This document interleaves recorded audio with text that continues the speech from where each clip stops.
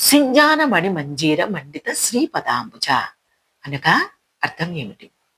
ఐశ్వర్య యోగం శ్రీ లలితా మాతృనామాలకు గురువుల వ్యాఖ్యానం. అమ్మవారి పాదాలకు మణులతో తాపడం చేయబడి తయారు చేసిన బంగారు పట్టీలు ఉన్నాయి.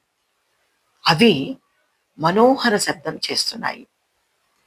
అమ్మవారు నడుస్తుంటే కాలి అందలి శబ్దం అత్యంత శుభంగా చెవులకింపుగా ఉంటుంది.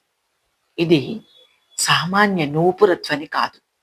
ఎందుకంటే అమ్మవారి పాదాలకున్న గజ్జెలు సాక్షాత్తు వేదాలు. పోతన గారు రాసినట్లు రత్న నూపురిత నానా వేదం పాదం.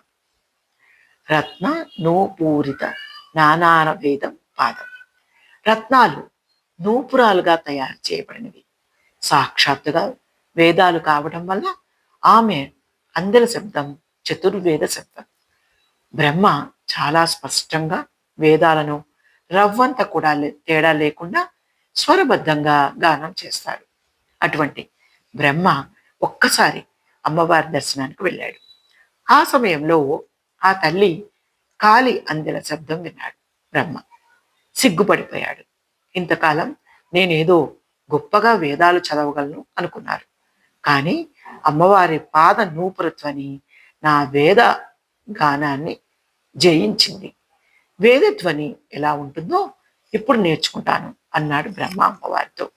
అటువంటి తల్లి పాదపద్మాలను భక్తితో ధ్యానిస్తే సకల సంకటాలు నశిస్తాయి.